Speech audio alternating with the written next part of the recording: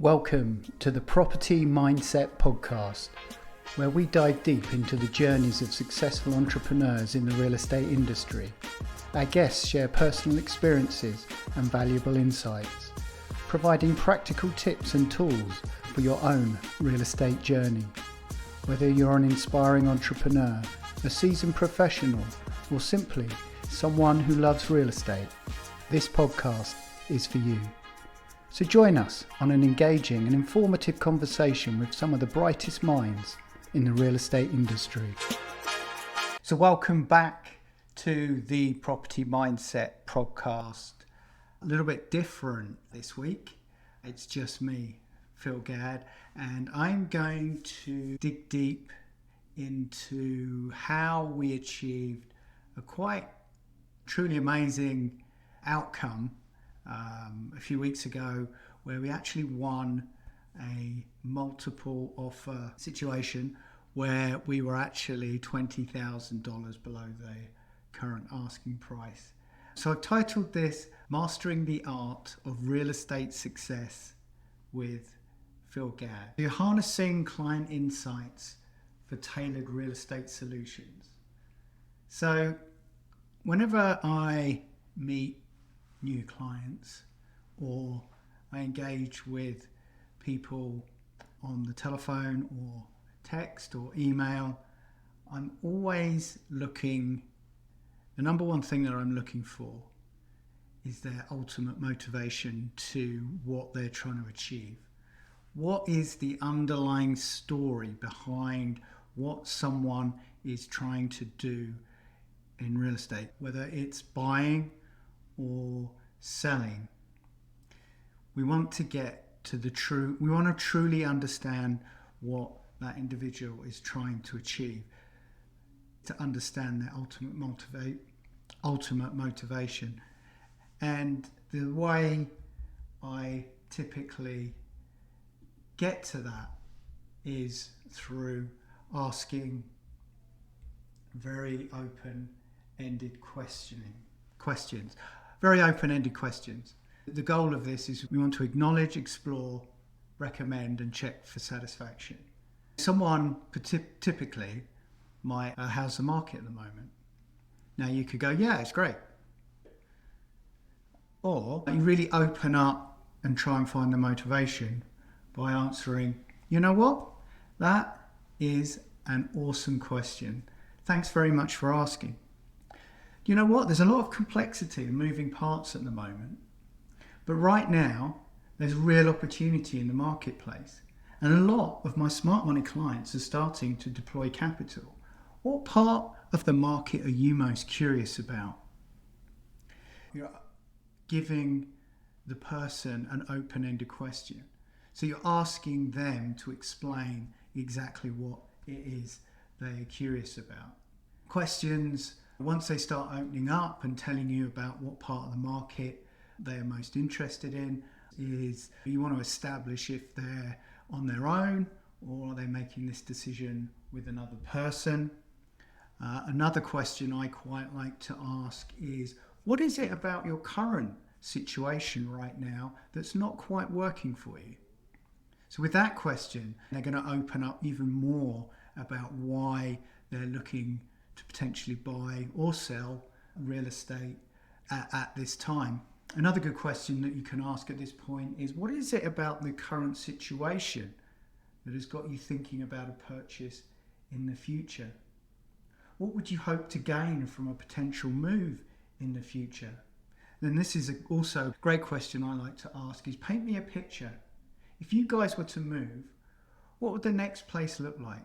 What would your ideal property look like? There's always going to be something that we can't quite get. But as you can see, all these questions, they're gathering information from the potential client and they're opening up about their ulterior motive to why they want to either buy or sell real estate. So as I work down through these questions, that is my ultimate goal. Get down. Because if you don't understand exactly what the person is trying to achieve, you're never going to be able to help them to the best of your ability. And the best way I like to do this is to get face to face with them. If I can't meet them in a coffee shop, I like to use coffee shop. I like to use bars when it's not too crazy. So you may be looking early afternoon where it's nice and quiet. You can find a nice corner. Get face to face with them. Buy them a beer. Get them to really open up so you can unearth these insights that are crucial for tailoring your approach.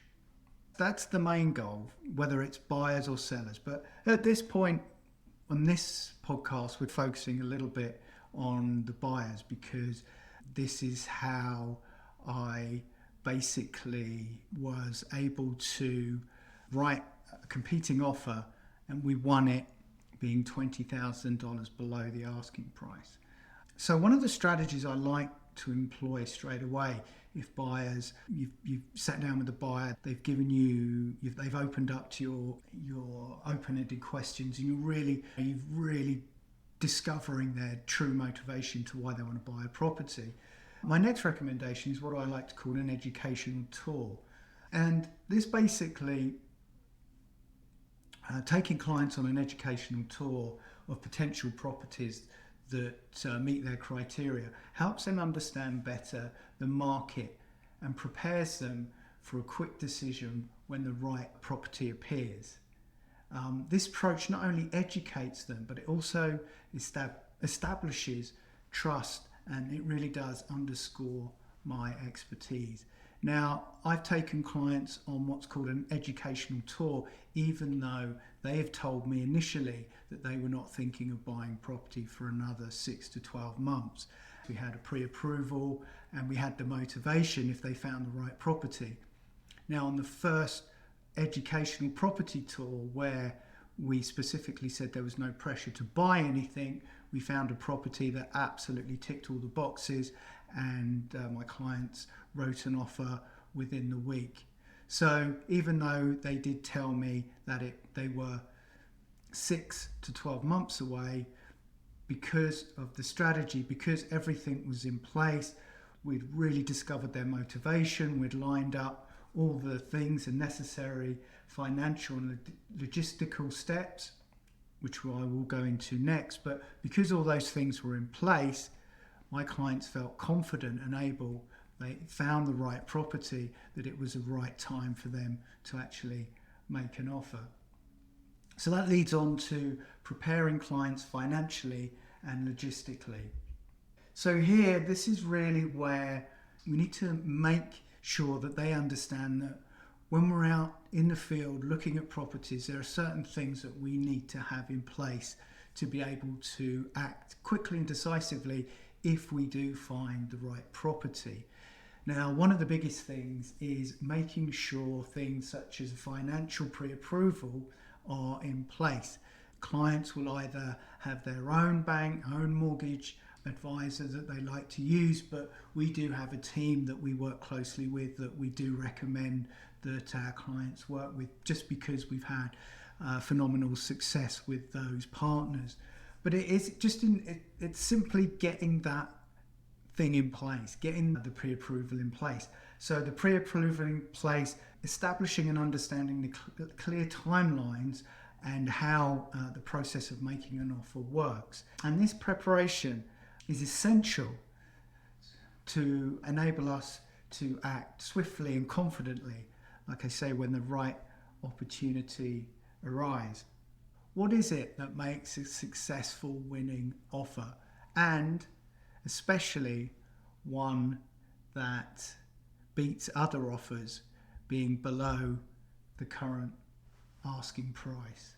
I'm going to give you a little breakdown and a case study that happened to us just recently, where we were in a multiple offer situation and we actually won the bid, being $20,000 below the current asking price.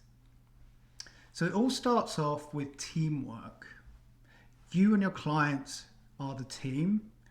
I, or the realtor, is the expert, and let's just say the team lead in this scenario. So we need a game plan. We need to focus on what we're going to do and how we're going to achieve it. So in this situation, we'd established from the open-ended questions in the initial buyer consultation, we knew exactly my client's motivation and the neighbourhoods that they wanted to live in. So we had that identified. We also knew that if we were going to win this bid, we would need to be highly competitive. But highly competitive, not at a price point. So our focus was on what could we do to make this offer compelling enough that the sellers would consider it over a higher price bid. The first thing we decided on, that we would not have any conditions. My clients were pre-approved. We did a thorough inspection of the property. We did all our due diligence ahead of course, including title searches and everything that needed to be done for us to write an unconditional offer. We also really wanted to understand what the sellers, and this is very important, what the sellers really, how that we could give everything that we could to the sellers, like gift the sellers everything that they needed, because we knew that they had another property that they were moving to and they had some very tight timelines they needed to work with. Again, we were very flexible here, so we could work with any timelines. We also understood that my clients, on viewing the property, they felt a very close affiliation with the current owners. They seemed to be into the same activities as them.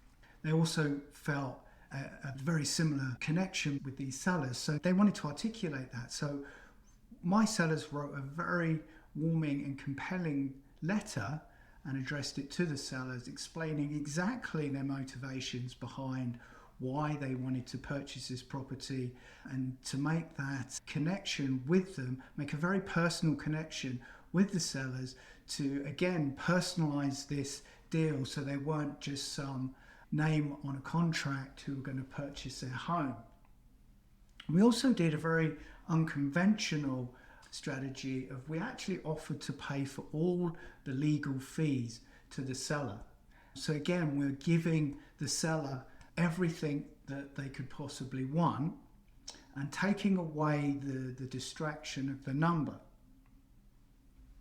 So they were the main elements behind our offer. We looked and we inquired about what exactly the seller needed and what the seller required. And we went out our way to give the seller everything that they needed, down to the detail of offering to pay for the seller's legal fees. So the offers go in, we're one of three, and it comes back. They want to work with us, but they wanted to negotiate on the number, because our understanding was they had received a higher priced bid, but that bid they didn't feel was workable, even though it was a higher number.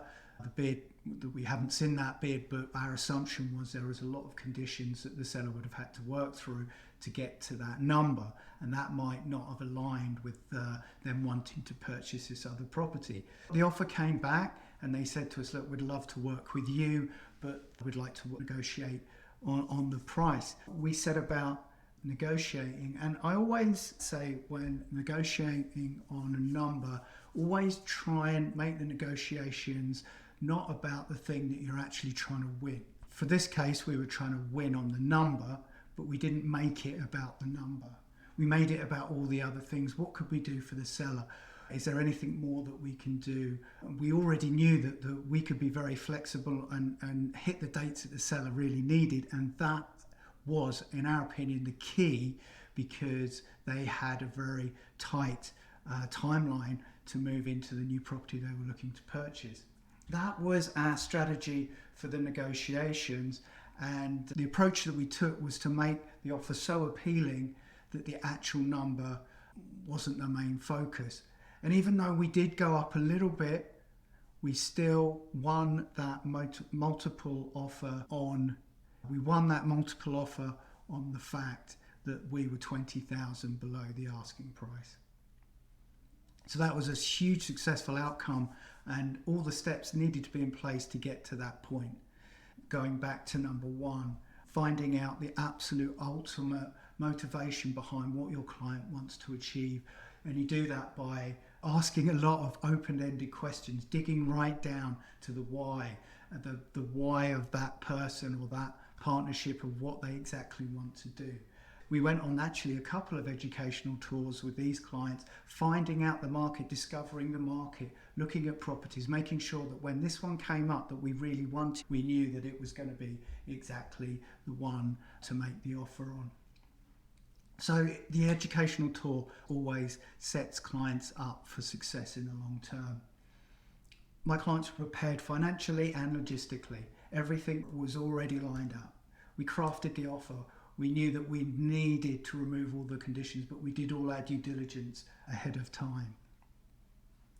And then when we presented the offer, we went out our way to make sure all the seller's needs and wants were met. And then the negotiation, we took the negotiation actually away from the price point by offering the seller more and more until we came to a successful offer. So my conclusion, real estate, when you're working with clients, it's a team effort. Like I said, I'm the expert, or you're the expert. The real estate agent is the expert, and your clients are your team. So you just need to acknowledge that the role of teamwork and client involvement is hugely important.